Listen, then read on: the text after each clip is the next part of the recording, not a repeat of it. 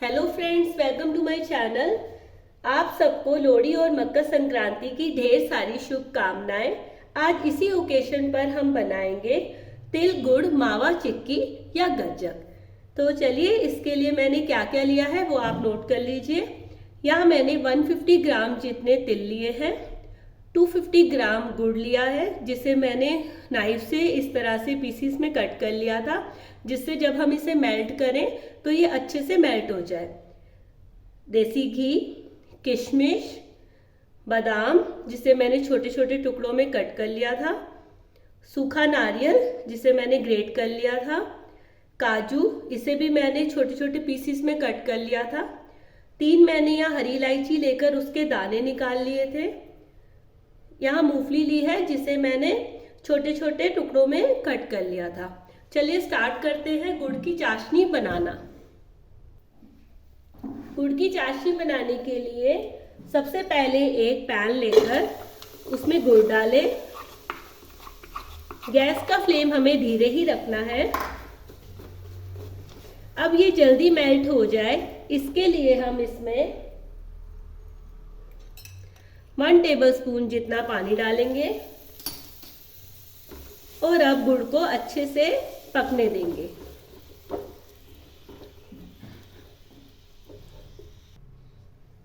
जब तक हमारा गुड़ मेल्ट हो रहा है तब तक हम अपनी सभी चीजों को ड्राई रोस्ट कर लेंगे। यहाँ सबसे पहले हम तिल को धीमी आंच पर ड्राई रोस्ट करेंगे जब तक इनमें से चटकने की आवाज ना आने लगे।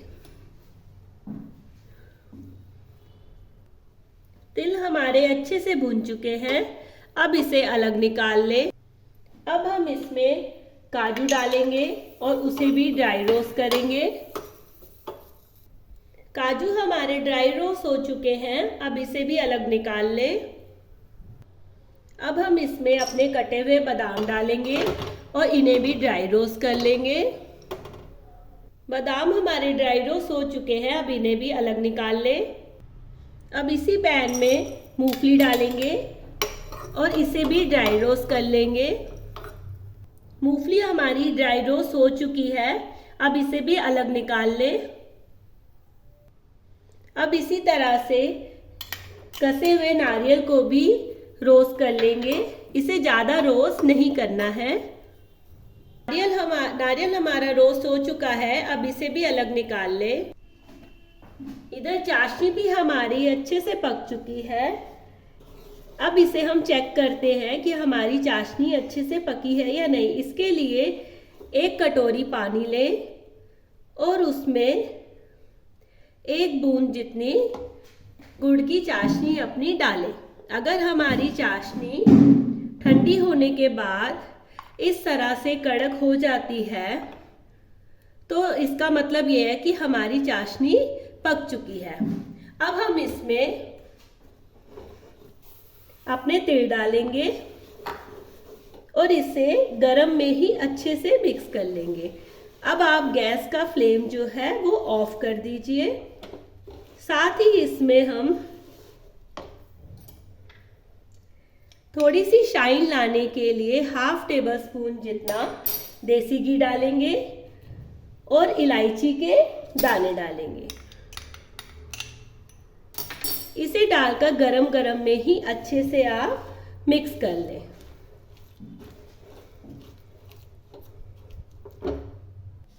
अब एक बटर पेपर लेकर उसे अच्छे से ग्रीस कर लें और ग्रीस करने के बाद हम अपने तिल गुड़ के हाफ मिक्सचर को डालेंगे।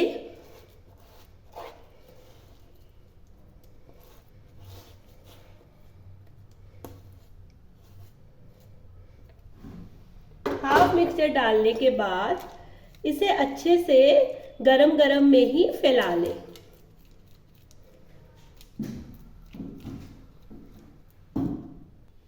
मिक्सचर हमने इस तरह से एक लेयर में फैला लिया है।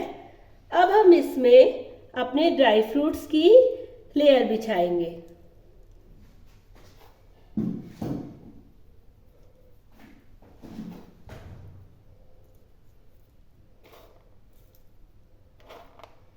यहाँ मैंने नारियल का लेयर बिछा दी है। इसके बाद इसमें मैं किशमिश डाल रही हूँ, साथ ही इसमें रोस्ट किए हुए बादाम,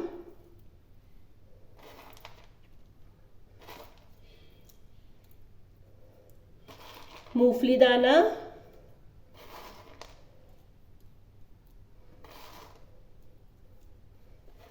काजू,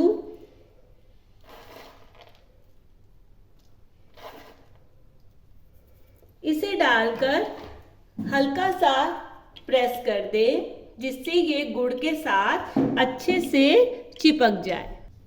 इसी ढंग से एक बटर पेपर को मैंने और ग्रीस कर लिया था। अब इसमें बचा हुआ तिल गुड़ का मिक्सचर डालकर एक लेयर और हम रेडी कर लेंगे। इसको उसी शेप में रेडी कर ले जिस शेप में हमने ड्राई फ्रूट और गुड़ तिल की हमने एक लेयर रेडी की थी। इसी ढंग से देखिए हमने अपनी दूसरी लेयर भी रेडी कर ली है। अब हम इसको अपनी पहली लेयर के ऊपर रखेंगे। चलिए हम अपने पहली लेयर के ऊपर अपनी दूसरी लेयर रखते हैं। देखिए इस ढंग से, जिस ढंग से मैं रख रही हूँ उसी ढंग से आप भी इस ढंग से रखें और इसे हल्के हाथ से प्रेस कर लें ताकि हमारी पहली लेयर दूसरी लेयर के साथ अच्छे से चिपक जाए।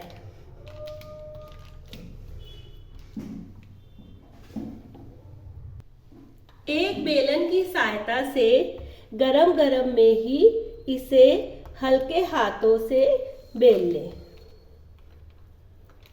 अब हम इस पे से बटर पेपर को हटाएंगे। एहतियात से आप इस ढंग से बटर पेपर को आप अपनी चिक्की से हटा लें। ये सारा प्रोसीजर आपने जब हमारा ये मिक्सचर गर्म हो तभी करना है। अब एक नाइफ की सहायता से हम इसमें अपनी मनचाहे शेप का निशान लगा लेंगे जिससे जब ये ठंडी हो जाए तो आसानी से पीसेस में कट सके। बहुत ही ध्यान से इस तरह से पीसेस के निशान, इसी ढंग से देखिए हमने पीसेस के निशान लगा लिए हैं। अब जब ये ठंडा हो जाएगा तो हम इन्हें अलग कर देंगे। लीजिए रेडी है हमारी तिल गुड़ मावा चिक्की।